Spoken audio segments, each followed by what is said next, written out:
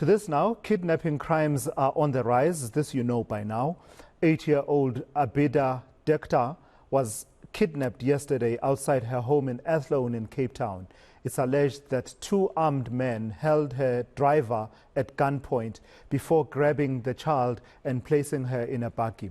eNCA's reporter Ayesha Ismail is joining us now with an update on that story. And Ayesha, this is the latest. It seems to me this has become almost a mainstay for you in terms of your reportage. And it's based on the trends and the need that we are seeing out there. Tell me a bit more about this particular case and how it relates to the other cases we have seen. Exactly, Tulas. It would seem as if every time I have a crossing with you on the weekend, we talk about kidnappings, but I guess that is our reality. And sadly, yesterday there was another kidnapping, and it happened just around 7 o'clock yesterday morning. 8-year-old Abidah Dekhta was sitting in her school transport waiting for another child to be picked up so that they can all be taken to school together.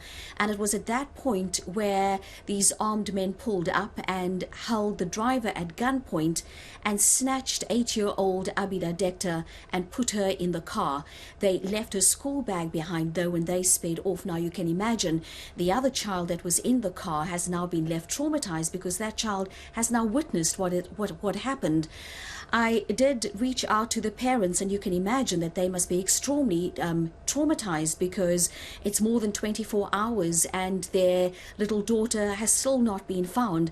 I did speak to a family member though, or rather a close friend of the families, and this is what he had to say.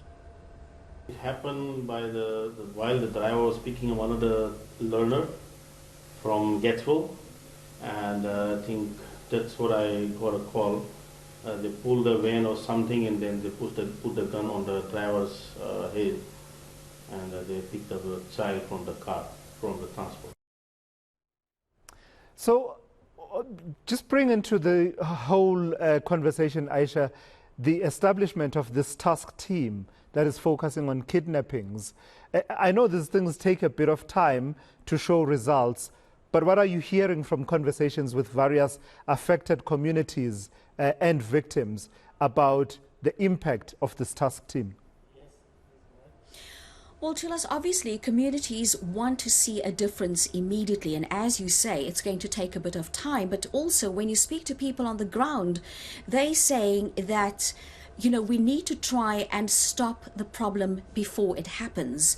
If one looks at the rate of arrests, that's very low.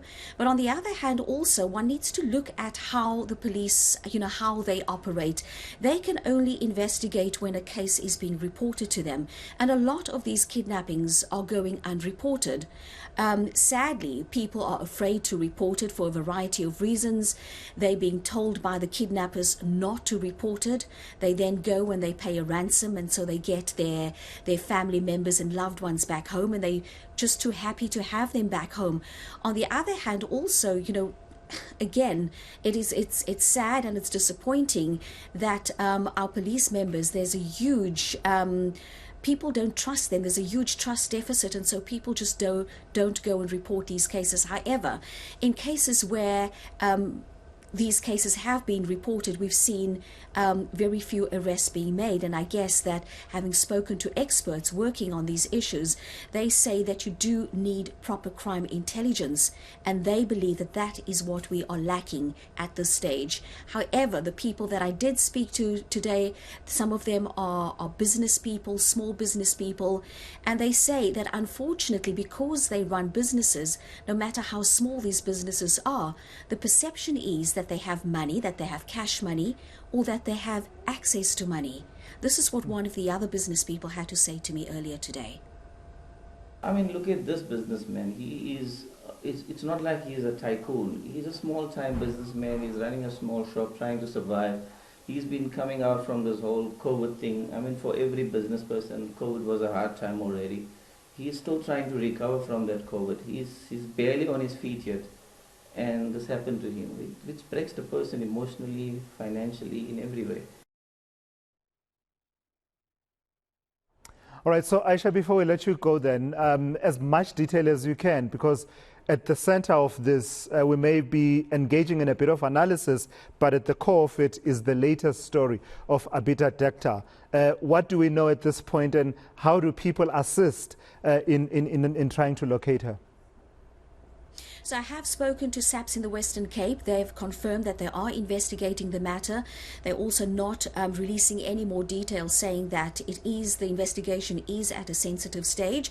What they're appealing to people is they're saying people should call SAPS, call Crime Stop, contact your local police station if you have any information and if you can assist with this investigation.